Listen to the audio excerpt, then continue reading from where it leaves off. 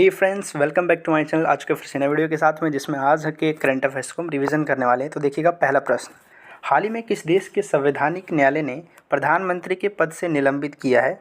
तो इसका right answer हो जाएगा थाईलैंड। थाईलैंड के जो संविधान न्यायालय था उसने प्रधानमंत्री को हटा दिया है। थाईलैंड की प्रधानमंत्री कौन थी? सीनावात्रा। राइट साइड में आप उनको देख रहे होंगे, सीनावात्रा को हटा दिया गया है। क्यों हटाया गया है? तो अभी देखिएगा, थाईलैंड का जो था उसके पड़ोसी देश कंबोडिया के साथ में सीमा विवाद चल रहा था। तो उसको सुलझाने के लिए जो सीनावात्रा थी, उन्होंने कंबोडिया के एक बड़े नेता थे हुन सेन, उनसे बातचीत किया और उनको गलती से इन्होंने अंकल कह दिया और ये बात लीक हो गया। और थाईलैंड की जनता ने कहा नहीं, उनको अंकल कह रहा है, हमारी जो पीएम है वो हार गई। तो इसलिए यहाँ की जो संवैधानिक न्यायालय था उसने इनको पद से हटा दिया गया। कब तक? जब तक कि इस चीज़ पर जांच चलेगा तब तक। थाईलैंड की राजधानी की बात करें तो बैंकॉक इसकी राजधानी है और मुद्रा इसकी बाहत है। और कंबोडिया की राजधानी नोमपे और अंकोर वाट का मंदिर यहीं पर है। मोदी जी से भी ये भी मिली थी कुछ दिन पहले सीनामात्रा। चलते अगले प्रश्न पे। अगला प्रश्न हमारा, हाल ही में समुद्री सहयोग को बढ़ावा देने के लिए पहली बार एट सी ऑर्बिटर मिशन जो है वो किसने लॉन्च किया है? तो इसका राइट आंसर हो जाएगा क्वाड देशों ने शुरू किया है। क्या मिशन का नाम है? एट सी ऑब्जर्वर मिशन। इसका उद्देश्य समुद्री सहयोग को बढ़ावा देना। और यहाँ पर क्वाड की कुछ महिलाएं हैं, देख सकते हैं आप राइट साइड में उन महिलाओं को। तो इन्होंने जो स्ट्रेमर जहाज़ है, स्ट्रेनर जहाज़, उससे एक यात्रा शुरू किया है, गुआना की यात्रा। तो गुआना पर ये स्ट्रेमर जहाज़ से जाएंगे। और क्वाड जो था इसका कॉन्सेप्ट दिया था सिजोबो ने। और क्वाड में चार कौन कौन से देश हैं? तो इंडिया, यूएसए, ऑस्ट्रेलिया और जापान। और इसका उद्देश्य क्या है? चाइना को काउंटर करते हैं, हम पता है ना। क्वाड का 2024 में जो हुआ था ये मतलब बैठक, ये विलमिंगटन यूएसए में हुआ था और 2025 वाला ये भारत में हुआ था। ठीक है, चाइना को काउंटर करना इसका उद्देश्य। ये चार देश शामिल है और ये मिशन अभी लॉन्च किया क्वाड देश में। चलते अगले प्रश्न पे। तीसरा प्रश्न हमारा, हाल ही में केंद्रीय इस्पात मंत्री एच डी कुमारस्वामी ने एनएमडीसी और मेकॉन के अंतर्राष्ट्रीय कार्यालयों का उद्घाटन कहाँ किया है? तो एच डी कुमारस्वामी ने जो है, जो कि अभी वर्तमान में भारत के इस्पात और भारी उद्योग मंत्री है, इन्होंने एनएमडीसी और मैक्रॉन जो कि अंतर्राष्ट्रीय कार्यालय, इसका उद्घाटन जो है दुबई, इसका राइट आंसर हो जाएगा, दुबई में किया। राइट साइड पर आप देख रहे हैं, ये हमारे मंत्री जी हैं H D Kumaraswamy. National minerals development corporation जो है, इसका फुल फॉर्म होता है एनएमडीसी का। और इसकी स्थापना 1958 में हुआ था। और ये लौह अयस्क, भारत में सर्वाधिक लौह अयस्क का निर्यात और उत्पादन दोनों का कार्य यही करता है एनएमडीसी। बेलाडीला जो खान है, जो कि छत्तीसगढ़ में पड़ता है, ये बहुत प्रसिद्ध है।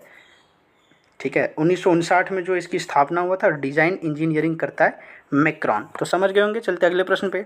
चौथा प्रश्न हमारा, हाल ही में चर्चा में रहे प्रस्तावना में शामिल धर्मनिरपेक्ष समाजवादी शब्दों का संबंध किस संविधान संशोधन से? तो आपको पता होगा 42वां संविधान संशोधन हुआ था 1976 में, जिसके द्वारा ये तीन शब्द जोड़े गए थे। कौन कौन से तीन शब्द जोड़े गए थे?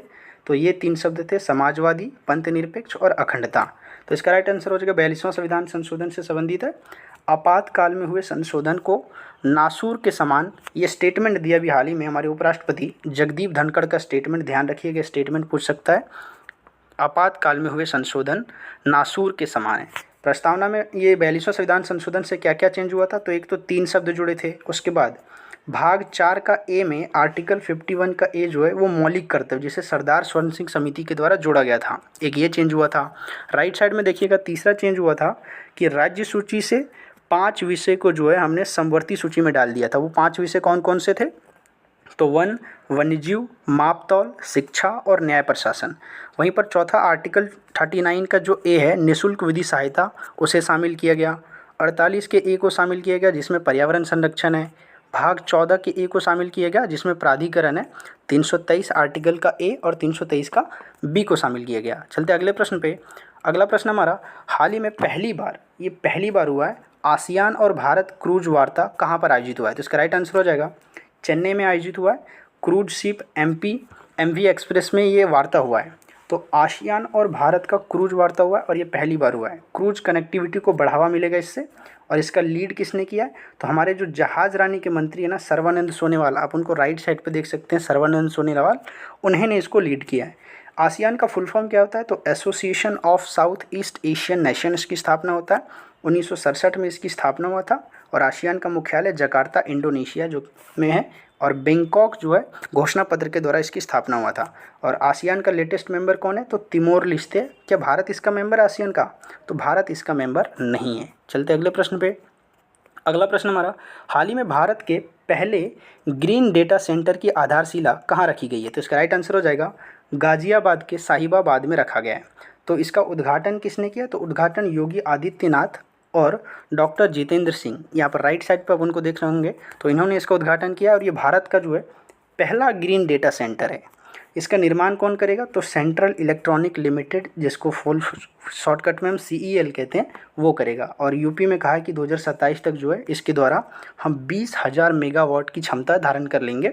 CEL जो है ये भारत का पहला सौर सेल का भी निर्माण इसी ने किया था, CEL कंपनी ने, जिसका फुल फॉर्म होता है सेंट्रल इलेक्ट्रॉनिक लिमिटेड। चलते अगले प्रश्न पे। अगला प्रश्न हमारा, हाल ही में GST की 8वीं वर्षगांठ कब मनाई गई? तो इसका राइट आंसर हो जाएगा 1 जुलाई को मनाया गया। आपको पता होगा GST का फुल फॉर्म होता है गुड्स एंड सर्विसेज टैक्स, और ये एक प्रकार का अप्रत्यक्ष कर है, मतलब जिसके ऊपर लगता है वो नहीं देता, कोई और देता है। और GST जो ये समवर्ती सूची पर लगने वाला टैक्स है। 122वां विधेयक आया था 2016 में GST के लिए। विजय केलकर समिति का संबंध GST से है। और 101वां संविधान संशोधन GST से संबंधित है। अरुण जेटली उस समय वित्त मंत्री थे। 246 आर्टिकल में GST की चर्चा है और 279 के ए में GST काउंसिल की चर्चा है, जिसकी हेड कौन होती है? वित्त मंत्री GST काउंसिल की हेड होती है। और इसका लेटेस्ट बैठक जो अभी हुआ था लेटेस्ट, ये जैसलमेर में हुआ था। 1 जुलाई को और भी कुछ दिवस मनाते हैं, जैसे कि ध्यान रखिएगा 1 जुलाई को SBI दिवस भी मनाते हैं, 1 जुलाई को नेशनल डॉक्टर्स डे भी मनाते हैं, और 1 जुलाई को चार्टेड अकाउंट्स डे भी मनाते हैं। चलते अगले प्रश्न पे। अगला प्रश्न हमारा, हाल ही में फीफा का फुटबॉल फॉर स्कूल्स F4 कार्यक्रम जो है ये कहाँ लॉन्च हुआ है? तो इसका राइट आंसर हो जाएगा पश्चिम बंगाल में फीफा ने कार्यक्रम लॉन्च किया है। F4S फुटबॉल फॉर स्कूल ये कार्यक्रम का नाम है। और फीफा की स्थापना कब हुआ था? तो 1904 में। फीफा का मुख्यालय ज्यूरिख स्विट्ज़रलैंड में, और इसकी हेड अभी जो है वो इन्फेंटिनो है। और ये स्कूल्स में क्या करेगा? 10 लाख फुटबॉल का वितरण करेगा भारत में, जिससे कि फ़ुटबॉल को बढ़ावा मिले। ये कहाँ लॉन्च किया? तो पश्चिम बंगाल में लॉन्च किया, क्योंकि पश्चिम बंगाल जो फुटबॉल का हब माना जाता है भारत में।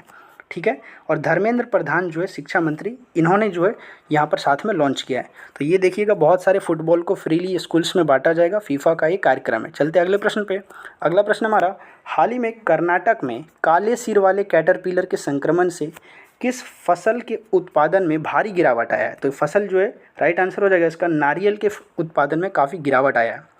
एक ऑप्सिना अर्नेसोला नाम का एक कैटरपिलर है जो कि काले सिर का होता है। वो क्या करता है, देख रहे हैं नारियल की पत्ती को किस तरह से सुखा दिया है, तो इसी के कारण ये होता है। यहाँ के CM कर्नाटक के सिद्धारमैया ने कहा है कि इससे 80% तक हमारा नारियल उत्पादन गिर जाएगा अगर ऐसा ही रहा तो। ये क्या करता है? ये ऑप्सिना ऑटरपिला अर्नेसोला कि प्रकाश संश्लेषण में बाधा उत्पन्न करता है, पूरी पत्ती पर चारों तरफ से छा जाता है, तो उससे प्रकाश संश्लेषण नहीं हो पाता है। आपको पता होगा नारियल का भी कुछ दिन पहले कल्पा सुवर्णा और कल्पा शताब्दी 2 किस्म लॉन्च हुआ था, ध्यान रखिएगा। चलते अगले प्रश्न पे। अगला प्रश्न हमारा, विश्व सुपर कबड्डी लीग का उद्घाटन समारोह कहाँ होगा? तो इसका राइट आंसर हो जाएगा दुबई में होगा। कबड्डी को इसको बढ़ावा मिलेगा और 8 फ्रेंचाइज यहाँ पर शामिल हुआ। और ध्यान रखिएगा उत्तर प्रदेश इसमें सहयोग करेगा। अभी आपको पता होगा कुछ दिन पहले कबड्डी विश्व कप हुआ था, जिसका आयोजन इंग्लैंड में हुआ था। विजेता जो है इंडिया रहा था और हार गया था यहाँ पर इंग्लैंड। आपको बताना है मेरे को कि ये कबड्डी में जो लाइन होता है इसको किस नाम से जाना जाता है। चलते अगले प्रश्न पे। अगला प्रश्न हमारा, रेल मंत्री ने सभी यात्री सेवाओं के लिए वन स्टॉप प्लेटफॉर्म के रूप में रेल वन ऐप किया लॉन्च। तो ध्यान रखिएगा अभी हाल ही में एक नया ऐप लॉन्च किया रेलवे की तरफ से, रेल वन ऐप उसका नाम है। यहाँ पर राइट साइड पर आप देख सकते हैं रेल वन। और लॉन्च किसने किया? तो अश्विनी वैष्णव जो कि हमारी रेल मंत्री हैं, इनको रेल मंत्री भी बोला जा रहा है आजकल, पता नहीं क्यों। ये सभी यात्री सेवाओं के लिए ये जो लॉन्च किया। आज तक तो वीडियो पसंद आएगा, वीडियो को लाइक कीजिएगा और ऐसे अमेजिंग सेशन के लिए हमारे चैनल को जरूर सब्सक्राइब कीजिएगा। मिलते हैं नए वीडियो में, तब तक के लिए जय हिंद।